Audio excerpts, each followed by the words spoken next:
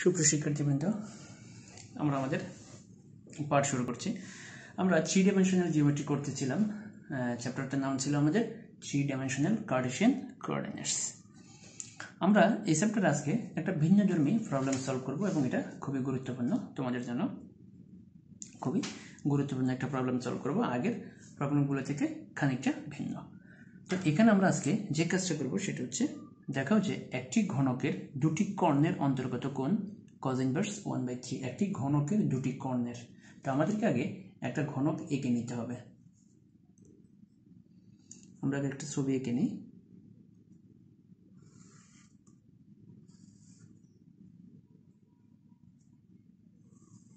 এই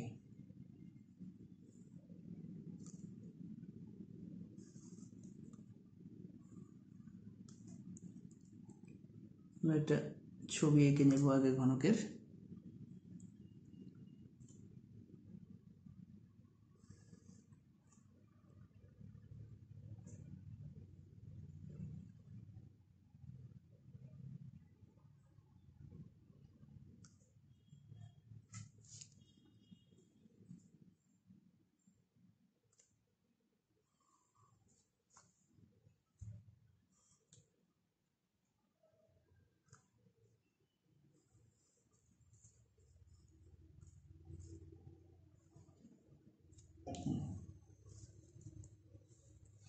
একটা ঘনক আমরা নিয়ে নিলাম। তো এই ঘনকের এটা হচ্ছে এক্স অক্ষ, এটা হচ্ছে মধ্যবিন্দু, এটা হচ্ছে ওয়াই অক্ষ, এটা হচ্ছে জেড অক্ষ।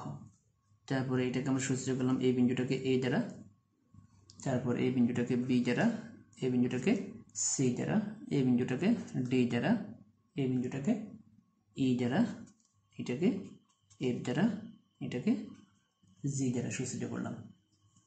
এখন এই যে ঘনকটা খেয়াল করো, এই যে ঘনকের কয়টা তল, 1 2 3 4 5 6 7, কয়টা বিন্দু পাইছি আমরা, 1 2 3 4 5 6 7টা বিন্দু পাইছি। ঘনকের তল হচ্ছে কয়টা, 6টা তল। তো এখন আমরা এই ঘনকের দুটি কর্ণের অন্তর্গত কোণ বের করব। আমরা এই ঘনকের দুটি কর্ণের অন্তর্গত কোণ বের করব। এই ঘনকের দুটি কর্ণের অন্তর্গত কোণ আমরা বের করব। আচ্ছা, তাহলে ধরি এ ধার বিশিষ্ট O A B C D E F G একটি ঘনক। তাহলে ঘনকের ধার কত, ঘনকের প্রত্যেকটা ধার সমান, ঘনকের প্রত্যেকটা ধার সমান। এই ধার বিশিষ্ট, এই ধার বিশিষ্ট একটা ঘনক, এবং ঘনকটার নাম হচ্ছে O A B C D E F G. এখানে ও মূলবিন্দু, অর্থাৎ মূলবিন্দু স্থানাঙ্ক হচ্ছে 0 0 0। তিনটা বিন্দু, এখানে তিনটা অক্ষ তো, তাহলে তিনটা বিন্দু হবে, একটা এর ভিতরে তিনটা কোঅর্ডিনেট থাকবে, তাহলে 0 0 0।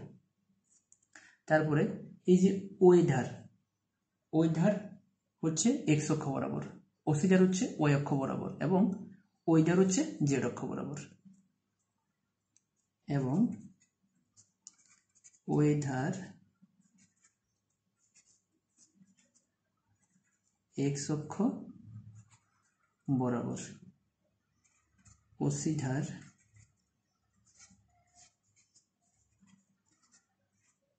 ওয়াই অক্ষ বরাবর, ও ওই ধার জেড অক্ষ বরাবর অবস্থিত। তাহলে ও হচ্ছে মূলবিন্দু, ওই ধার হচ্ছে এক্স অক্ষ বরাবর, ওসি ধার হচ্ছে ও ওয়াই বরাবর, এবং ওই ধার হচ্ছে জেড অক্ষ বরাবর। তাহলে এখন আমরা এখানে বিন্দুগুলো স্থানাঙ্ক বের করব। দেখো, আমাদের বিন্দুগুলো স্থানাঙ্ক কিন্তু ইম্পর্টেন্ট। আমরা এখানে এখন বিন্দুগুলো স্থানাঙ্ক বের করব। তাহলে দেখো, ও বিন্দুর স্থানাঙ্ক, তাহলে ও বিন্দুর স্থানাঙ্ক কত হবে, 0 0 0।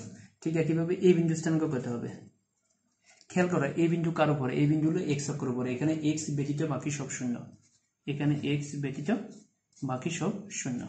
এরপরে দেখো বি বিন্দু, তাহলে বি বিন্দু স্থানাঙ্ক খেয়াল করো বি বিন্দু কোথায় অবস্থিত, বি বিন্দু হচ্ছে এক্স এবং ওয়াই অক্ষের ওয়াই এর সাথে, এইটা হলো এক্স অক্ষ, এইটা হলো ওয়াই অক্ষ, বি বিন্দুর অবস্থান এখানে।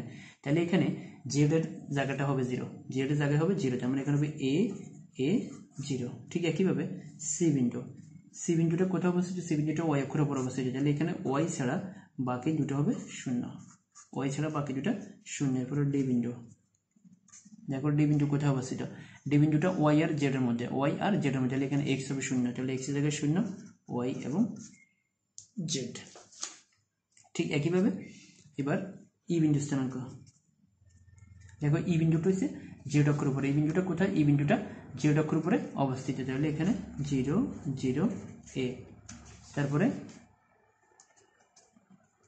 এ বিন্দু স্থানাঙ্ক, এই বিন্দুটা কোথায় অবস্থিত, এই বিন্দুটি হচ্ছে জেড এবং এক্স এর মধ্যে, এই বিন্দুটি হচ্ছে জেড এবং এক্স এর মধ্যে, তাহলে এখানে ওয়াইটা হবে 0।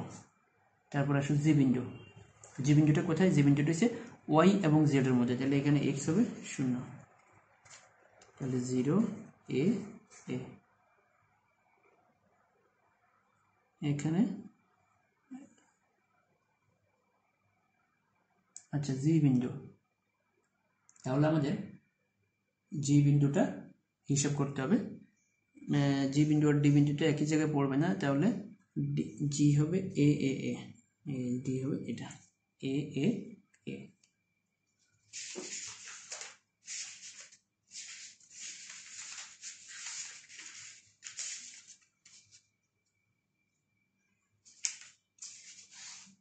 ও এক্স ওয়াই জেড। এখন আমরা বিন্দুগুলো স্থানাঙ্ক বের করে ফেলছি। এখন এই বিন্দুগুলো স্থানাঙ্ক বের করার পর এখানে দেখতে হবে কর্ণ দুটির নাম কি, এখানে এই ছবিতে কর্ণ দুইটা কে, তো কর্ণটা আমরা বের করতেই পারি, সরাসরি কর্ণ বের করা যায়। তাহলে এখানে কর্ণ তো চারটা কর্ণের মধ্যে আমরা যে কোনো দুটি কর্ণ দেখাবো, আমরা যে কোনো দুটি কর্ণের দেখাবো। তো আমরা একটা কর্ণ ধরে নিই, যে একটা কর্ণ হচ্ছে এটা,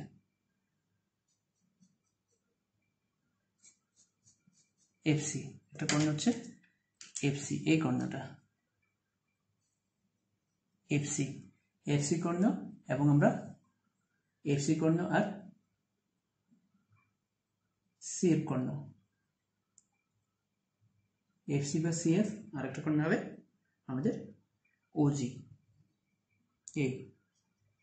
আমরা এই দুটো কর্ণের অন্তর্ভুক্ত কোণ বের করব। তাহলে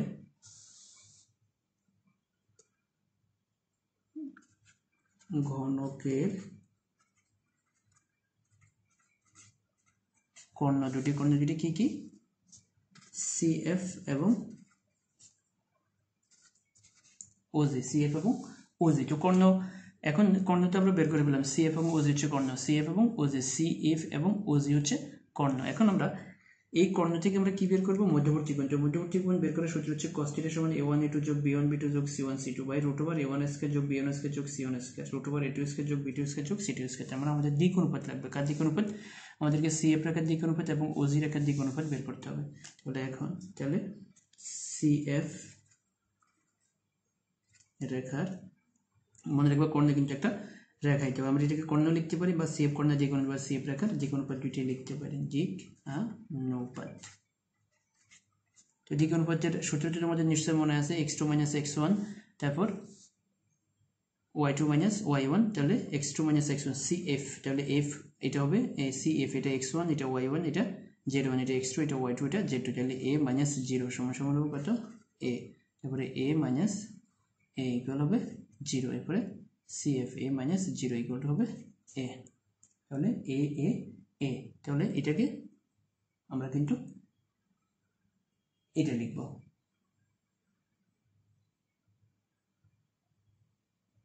তাহলে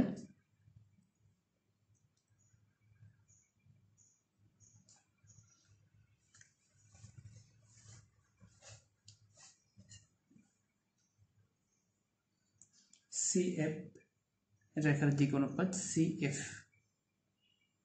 সিএফটা আমাদের এখানে a - 0 0 - a, তাহলে এটা -a হবে, -a, তাহলে CF A minus 0 তারপরে 0 minus A তারপরে A minus 0 এই তাহলে আমরা এটাকে এইভাবে লিখব সুতরাং CF কোণের যে কোনো পদ আমরা লিখব 1 minus 1 1 অর্থাৎ এর মান তো যে কোনো কিছু হতে পারে ধারগুলো তো সমান এর মান 1 হতে পারে 2 হতে পারে 3 হতে পারে আমরা একক ধরে নেব এই তাহলে CF কোণের যে কোনো পদ রেখার যে কোনো পদ বের করলাম এরপরে আবার এবার কি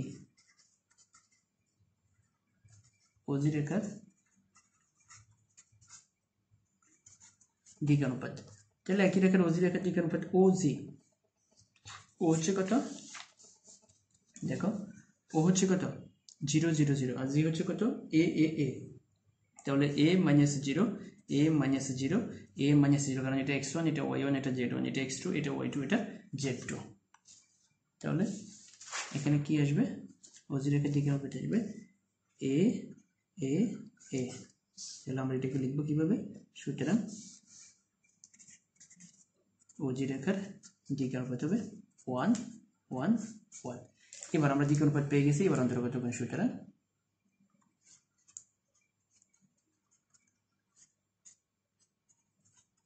অন্তর্গত কোণ cos θ equal a1 a2 b1 b2 c1 c2 by a1 square b1 square c1 square a2 square b2 square c2 square বা cos θ সমান এখন দেখো আমাদের a1 b1 c1 a2 b2 c2 আমরা তো নিশ্চয়ই জানি যে যে কোন পদের প্রথমটা হচ্ছে a1 b1 c1 পরেরটা a2 b2 c2 তাহলে এখন দেখো a1 তাহলে a1 * a2 তাহলে কত হবে 1 হবে দেখো 1 তারপরে a2 এর গুণ করলে কত হবে -1 ঠিক একইভাবে যোগ c1 আর c2 যেটা গুণ করলে কত হবে 1 একইভাবে ঠিক a1 স্কয়ার তাহলে কত হবে আমাদের এখানে মানে কি 1 স্কয়ার মানে 1 -1 হলে স্কয়ার তারপরে কত হবে 1 এরপরে c1 স্কয়ার এরপরে 1 হবে ঠিক একইভাবে a2 square b2 square c2 square মানে কি 1 স্কয়ার 1 স্কয়ার 1 স্কয়ার